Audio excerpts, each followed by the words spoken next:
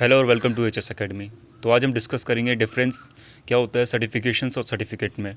बहुत सारे लोगों के बीच में कन्फ्यूजन है कि किसी पर्टिकुलर सर्टिफिकेट को सर्टिफिकेशन कब कहा जाता है और सर्टिफिकेट कब कहा जाता है। तो ये जो मेजर प्रॉब्लम है इसको आज हम डिस्कस करेंगे। इनमें डिफरेंसेस क्या रहते हैं और इस वीडियो के बाद में आप इजीली अंडरस्टैंड कर सकेंगे एक सर्टिफिकेशन क्या होता है और एक सर्टिफिकेट क्या होती है। वीडियो स्टार्ट करने से पहले एक रिक्वेस्ट है, काइंडली वो वीडियो को स्किप ना करें। अगर आप स्किप करेंगे तो आपके जो टॉपिक पूरा है वो अच्छी तरह समझ में नहीं आएगा और हाफ इन्फॉर्मेशन भी डेंजरस है। तो kindly don't skip the video को पूरा देखें। So let's get started. So first of all certifications and certificate. देखिए सर्टिफिकेशन क्या होता है, results from an assessment process. अगर आपको सर्टिफिकेशन चाहिए तो आपको एक प्रोसेस रहता है, लंबा प्रोसेस। फॉर एग्जांपल मैं एग्जांपल लेता हूँ है सीएसपी का। ठीक है, अगर आपको सीएसपी का बहुत सारे लोगों ने नाम सुना होगा, अगर नहीं सुना है तो CSP is a certified safety professional. ये वन ऑफ द प्रेस्टिजियस और सबसे बड़ा सर्टिफिकेशन है सेफ्टी में अभी तक। जब तक मैं वीडियो रिकॉर्ड कर रहा हूँ तब तक का सबसे बड़ा सर्टिफिकेशन है ये। ठीक है, अगर आपको सीएसपी चाहिए तो सबसे पहले आपको अपना एक्सपीरियंस, एकेडमिक बैकग्राउंड दिखाना पड़ता है, एक्सपीरियंस बैकग्राउंड दिखाना पड़ता है। उसके बाद भी जो आपका वेरीफाइबल एक्सपीरियंस, बिकॉज ये एक्सपीरियंस का डिमांड करता है, ये आपको दिखाना पड़ता है। देन ओनली आप एलिजिबल होते हैं एग्ज़ाम में बैठने के लिए। सो आप देख सकते हैं कितना लंबा प्रोसेस है। ठीक है, तो ये रिज़ल्ट करता है एक असेसमेंट प्रोसेस से। एक असेसमेंट प्रोसेस रहती है जो कि ये बनाई जाती है, जो भी बॉडी इस सर्टिफिकेशन को लॉन्च करती है या फिर प्रोवाइड करती है वो बनाती है इस प्रोसेस को। ठीक है, results from an educational process. अब सर्टिफिकेट बहुत ईजी रहता है करना।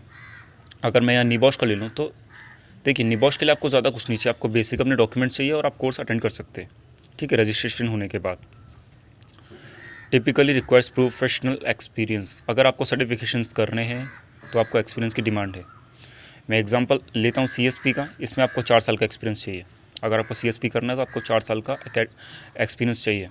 ठीक है, एएसपी में भी आपको 1 साल का एक्सपीरियंस चाहिए। सीएफपीएस जो आपका एग्जामिनेशन होता है, सर्टिफाइड फायर प्रोटेक्शन स्पेशलिस्ट, जो एनएफपीए करवाती है, उसमें भी आपको कम से कम 2 साल का एक्सपीरियंस चाहिए। उसकी बेसिकली एक लिस्ट बनी हुई है डिफरेंट प्रोफेशनल्स के लिए उनका जो एकेडमिक बैकग्राउंड है उसके बेसिस पे एक्सपीरियंस क्राइटेरिया डिटरमाइंड है। तो आप देख सकते हैं उनकी वेबसाइट से कि क्या उनकी जो एक्सपीरियंस रिक्वायरमेंट है। ठीक है, और सर्टिफिकेट को अगर आप देखेंगे तो for new commerce and experience, जो नए बंदे आते हैं फील्ड में या फिर जो एक्सपीरियंस होते हैं वो भी इसे कर सकते हैं, कोई इशू नहीं है। थर्ड पॉइंट आता है indicates mastery competency as measured against defensible set of standard. See, जब आप किसी सर्टिफिकेशन की पढ़ाई करते हैं, फॉर एग्जांपल अगर आप सीएसपी को ले लें या सीएफपीएस को ले लें या एएसपी को ले लें, सो सीएसपी एएसपी में जनरली जो स्टैंडर्ड हम यूज़ करते हैं वो बेसिकली ओशा होता है, क्योंकि अमेरिकन सर्टिफिकेशन है तो इट्स सिंपली उसमें ओशा तो आना ही है। तो ओशा, अगर आप इसकी डब्ल्यू डेविड येट्स की जो बुक है सेफ्टी प्रोफेशनल्स रेफरेंस गाइड, उसको अगर आप पढ़ेंगे तो आपको बहुत जगह पे ओशा के स्टैंडर्ड्स देखने को मिलेंगे। ठीक है, तो ये against defensible set of standards, किसी स्टैंडर्ड के अगेंस्ट पढ़ाया जाता है।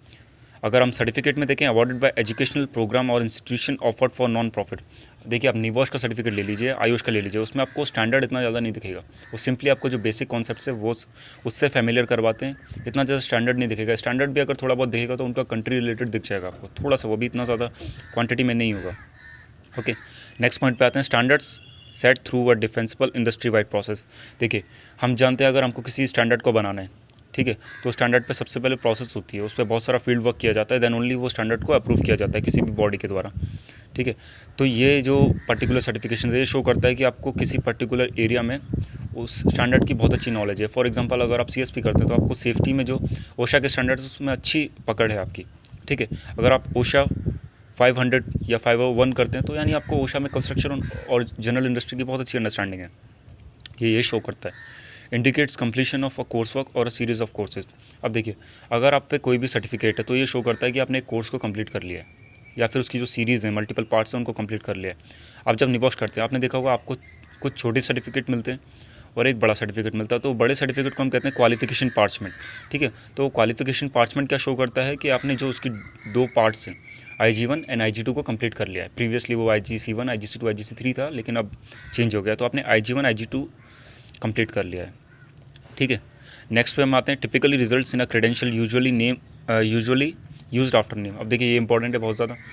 जब आप सर्टिफिकेशन कंप्लीट कर ले तो आपको एक क्रेडेंशियल मिल जाता है। फॉर एग्जांपल अगर आपने सीएसपी कंप्लीट कर लिया तो सीएसपी को आप अपने नाम के पीछे लिख सकते हैं, XYZ CSP।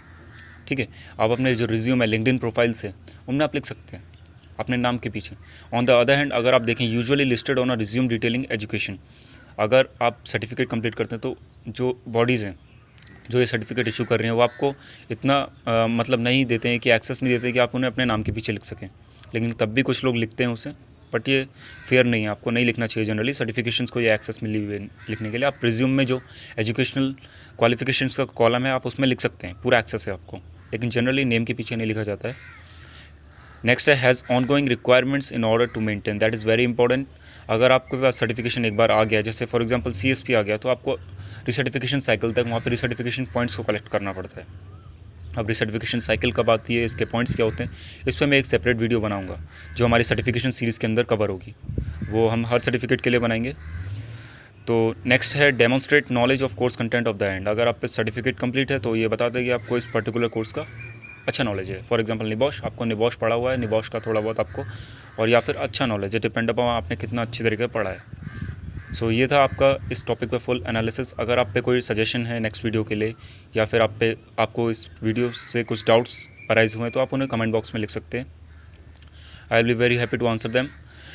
अगर आपको वीडियो अच्छा लगा है तो लाइक करिए वीडियो को, सब्सक्राइब कीजिए चैनल को, एंड बेल आइकन को प्रेस कीजिए, एंड शेयर कीजिए वीडियो को। Thank you for listening and all. God bless you.